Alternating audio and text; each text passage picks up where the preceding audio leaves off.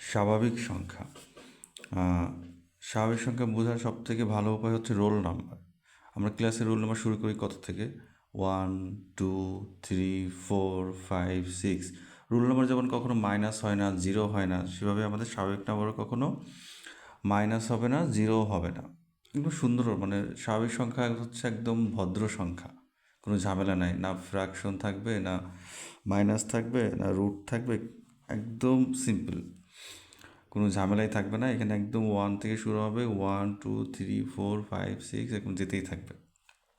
আর পূর্ণ সংখ্যা হচ্ছে, পূর্ণ মানে কি? যেমন তোমাকে যদি আমি বলি তোমাকে 2.5টা আম দিলাম, তার মানে কিন্তু এটা পূর্ণ না। তুমি বলছো আমাকে, স্যার আমাকে ফুল একটা চকলেট দেন, ফুল 2টা চকলেট দেন, তার মানে ফুল মানে হচ্ছে পূর্ণ। সেখানে কোনো ফ্র্যাকশন থাকবে না, যেমন 3.5 থাকবে না। আমরা যেমন 3.5 এটা পূর্ণ সংখ্যা না। আবার 3/2 এটাও পূর্ণ সংখ্যা না। পূর্ণ মানে হচ্ছে এমন থাকবে যে 5টা আম, 6টা আম, 7টা চকলেট, বা তুমি আমার কাছ থেকে 6টা চকলেট নিস, এই জন্য -6টা। তো তার মানে পূর্ণ সংখ্যা বলতে বুঝবো আমরা হচ্ছে dot dot dot dot dot, এগুলো ডট ডট। তোর -2 -1 0 1 2 এগুলো। তার মানে স্বাভাবিক সংখ্যাও কিন্তু ওয়ান কাইন্ডস অফ পূর্ণ সংখ্যা। স্বাভাবিক সংখ্যাকে আমরা ইংলিশে ন্যাচারাল নাম্বার বলি, এটাকে এন দ্বারা প্রকাশ করা হয়। পূর্ণ সংখ্যা এটাকে ইংলিশে বলে ইন্টিজার, এটাকে জেড দ্বারা প্রকাশ করা হয়। এখন আসি আমরা মৌলিক সংখ্যাতে। মৌলিক সংখ্যা হচ্ছে ওইসব সংখ্যা যেসব সংখ্যাকে আমরা শুধু ওই সংখ্যা দিয়ে এবং 1 দিয়ে ভাগ করতে পারি। এখানে আমাদের একটু কনফিউশন থাকে। যে সংখ্যাকে ভাঙা যায় না সেটাকে আমরা মৌলিক সংখ্যা অনেকে ভাবি, না এটা অ্যাকচুয়ালি ঠিক না। মৌলিক সংখ্যা হচ্ছে ওই সব সংখ্যা যেসব সংখ্যাকে আমরা শুধুমাত্র ওই সংখ্যা দিয়েই ভাগ করতে পারবো এবং 1 দিয়ে ভাগ করতে পারবো। যেমন 2কে আমরা 1 দিয়েও ভাগ করতে পারি, 2 দিয়েও ভাগ করতে পারি, মানে এর উৎপাদক হচ্ছে 2টি। 2 এর হচ্ছে 2টা ফ্যাক্টর থাকবে। 1 কিন্তু মৌলিক সংখ্যা না, এটা একটু মনে রাখবা। কারণ 1-এর ফ্যাক্টর বা উৎপাদক হচ্ছে অনলি একটাই, 1কে শুধু 1 দিয়ে ভাগ করা যায়। আর এখানে যে সংখ্যাগুলো লিখছি একটু খেয়াল করে, এগুলোকে প্রত্যেকটাকেই 2টা দিয়ে ভাগ, 2টা সংখ্যা দিয়ে ভাগ করা যাবে। মানে এদের উৎপাদক 2টা হবে। যেমন 7-এর উৎপাদক 7 নিজেও 1, 1 দিয়েও 7কে ভাগ করা যায় এবং 7 দিয়েও ভাগ করা যায়। 4, যেমন 4 কেন মৌলিক সংখ্যা হবে না? কারণ 4কে আমরা কী কী দিয়ে ভাগ করতে পারি? 4-এর উৎপাদক হচ্ছে 4কে 1 দিয়েও ভাগ করা যাবে, 2 দিয়েও যাবে, 4 নিজেও 4 দিয়ে ভাগ করা যায়। সো 4-এর উৎপাদক হয়ে যাচ্ছে 3টা, 1টা 2টা 3টা। সো এটা মৌলিক সংখ্যা না। মনে রাখবা 2 বাদে কোনো জোড় সংখ্যায় মৌলিক সংখ্যা হবে না। তো মৌলিক সংখ্যা একমাত্র জোড় মৌলিক সংখ্যা হচ্ছে 2। একমাত্র জোড় মৌলিক সংখ্যা হচ্ছে 2, বাকি কোনো জোড় সংখ্যা মৌলিক সংখ্যা হবে না। এটা যদি একটু মাথায় রাখো তাহলে তোমাদের মৌলিক সংখ্যা বের করতে একটু সহজ হবে, যে কোনো জোড় সংখ্যাই মৌলিক সংখ্যা না। ওকে, মৌলিক সংখ্যাগুলো একটু তোমার চেক করে মনে রাখবা, নাহলে পরীক্ষা হলে দেখা যাবে যে কোনো একটা মিসিং হয়ে গেছে। একটু 1 থেকে 30 40 50 এই পর্যন্ত অ্যাটলিস্ট তোমার একটু মনে রাখবা যে কী কী মৌলিক সংখ্যা আছে। 3-এর গুণিতক, 6-এর গুণনীয়ক, এইখানে আমাদের একটু প্যাচ লেগে যায়, কোনটা গুণিতক কোনটা গুণনীয়ক। আমি যেভাবে মনে রাখি, গুণিতক বানানটা ছোট, খেয়াল করছো? গুণনীয়ক বানানটা বড়। গুণিতক লিখতে মাত্র 4টা লেটার লাগতেছে, আরেকটা 4টা, হ্যাঁ। গুণিতক লেটারটা দেখো, গুণিতক বানানটা ছোট, সো গুণিতক হবে ছোট বানান দেখে বড় হবে। আর গুণনীয়ক বানানটা বড়, তাহলে হবে ছোট। তার মানে গুণনীয়ক হবে 6-এর সমান বা 6 থেকে ছোটোগুলা, দেখো।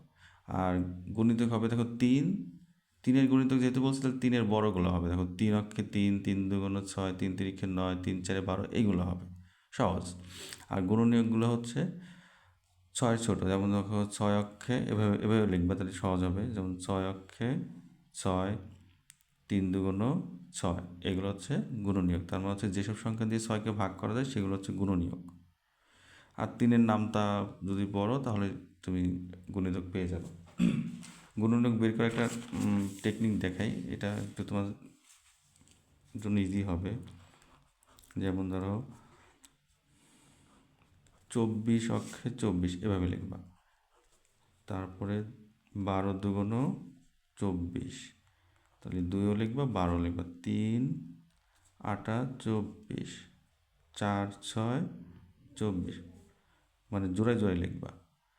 24 অক্ষে 24, 12 দুগুণ 24, 3 আটা 24, 4 6 24, তাহলে মিসিং হবে না। তুমি যদি একটা একটা করে লিখতে থাকো তাহলে কোথাও একটা মিসিং হয়ে যাবে।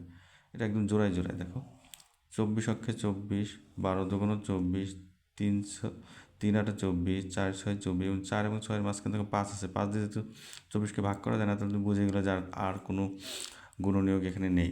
তো 24-এর গুণনীয়ক বের করার নিয়ম হচ্ছে আমরা এইভাবে জোড়ায় জোড়ায় বের করব, তাহলে আমাদের কোনো মিস্টেক কম হবে। তো এইগুলো সম্পর্কে কেন বললাম আমি?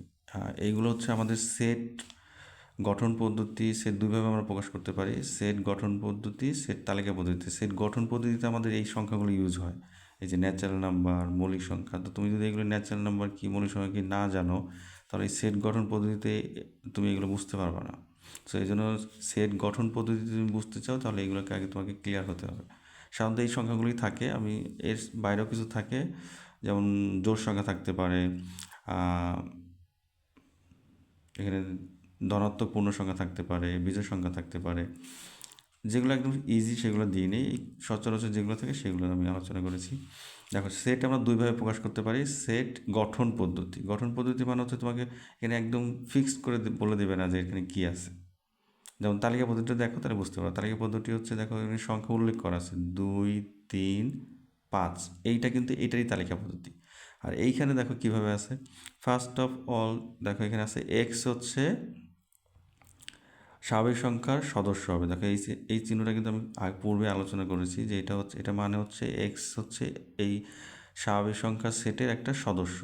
যেন যেন মানে হচ্ছে, যেমন ধরো তোমার কথা বলি, তোমার নাম ধরো রাব্বি, রাব্বি যেন ক্লাস 8-এ পড়ে এবং এবং ক্লাসে ও রোল 2। তার মানে যেন মানে হচ্ছে বোঝাচ্ছে যে এইখানে আমরা যে সংখ্যাটা লিখতেছি সে কেমন সেটা বোঝাচ্ছে। দেখো যেনর পরে কী আছে, এক্স মৌলিক সংখ্যা এবং 6-এর সমান বা 6 থেকে ছোট। সো ধরো সাপোজ এটা কেমন, এটা এমন একটা ব্যাপার, ধরো সাপোজ তুমি বিয়ে করতে গেছো, বিয়ে করতে গেছো তুমি, বিয়ে করার 3টা কন্ডিশন দিছো। ফার্স্ট নম্বর কন্ডিশন হচ্ছে মেয়েটা হবে ন্যাচারাল নাম্বার, মেয়েটা হবে মৌলিক সংখ্যা, মেয়েটার বয়স হবে 6-এর সমান বা 6 থেকে ছোট। তো তুমি ফার্স্টে দেখো, ফার্স্টে তুমি কী বলছো, ন্যাচারাল নাম্বার হইতে মেয়েটা। তার মানে মেয়েটা কী কী হইতে পারে, কী কী মেয়ে তোমার লিস্টে থাকতে পারে, 1 2 3 4 5 6 ডট ডট ডট ডট, এই সবগুলো মেয়েই তো কিন্তু তুমি বিয়ে করতে পারবা, যেহেতু তুমি বলছো তুমি ন্যাচারাল নাম্বার, যে মেয়েগুলো ন্যাচারাল নাম্বার তাদেরকে তুমি বিয়ে করবা। কিন্তু আবার তুমি বলছো এর সাথে শর্ত দিয়েছো যে মৌলিক সংখ্যা হইতে হবে। তো এইখানে তুমি ন্যাচারাল নাম্বার লেখার পর দেখো তোমার মৌলিক সংখ্যা কিন্তু 1 না, তাহলে 1কে কেটে দাও। 4 মৌলিক সংখ্যা না, তাহলে এটাকে তুমি কেটে দাও। 6 মৌলিক সংখ্যা না, এটা তুমি কেটে দাও। তারপরে দেখো আবার আরেকটা তুমি কন্ডিশন দিছো, মেয়ের বয়স 6-এর থেকে বেশি হওয়া যাবে না।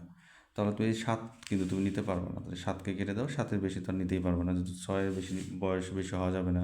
তাহলে এই অনুযায়ী তুমি দেখো তুমি কী কী পাচ্ছ, 2 পাচ্ছ, 3 পাচ্ছ, 5 পাচ্ছ। এই দেখো আমি এইটারই কিন্তু তালিকা পদ্ধতি প্রকাশ করছি যেন বুঝতে তোমাদের সুবিধা হয়। তাহলে তালিকা পদ্ধতি হচ্ছে 2 3 5। তোমাদের মনে রাখবে এই সেট চ্যাপ্টার থেকে যদি তোমাদের বোর্ডে কোশ্চেন আসে এসএসসিতে, এই টাইপের কিছু একটা থাকবেই। সরাসরি একটা সেট তালিকা পদ্ধতি তোমাকে দিয়ে দেবে না, তোমাকে সেট গঠন পদ্ধতি দিয়ে দেবে, তোমাকে তালিকা পদ্ধতিতে প্রকাশ করে নিতে হবে। এটা কম্পালসারি, এই টাইপ থেকে কোশ্চেন আসলে তোমাকে এটাই দিবে, এটা থেকে এটা কনভার্ট করে নিতে হবে। তবে এটা ইজি অনেক। যেমন তুমি, আমি আরেকটা লিখে দেখাই, তোমরা নিজেরাই পারবা। এক্স ন্যাচারাল নাম্বার হবে যেন এক্স 3-এর গুণিতক এবং x less than equal 6। So এখানে দেখো, এখানেও আমি কন্ডিশন দিয়েছি 3টা। যে সংখ্যাটা আমি নিব তা সেটা ন্যাচারাল নাম্বার হইতে হবে এবং 3-এর গুণিতক হইতে হবে এবং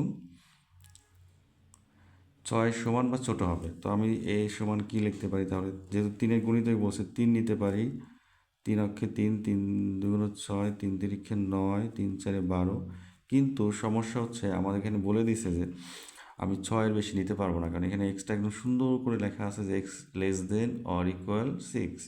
তো আমি 3 নিতে পারবো, 6 নিতে পারবো, 9 নিতে পারবো না, 12 নিতে পারবো না। তার মানে আমাদের সেটটা হয়ে যাবে এখানেই শেষ। যে আমরা 3 আর 6 নিব। ক্লিয়ার সবাই?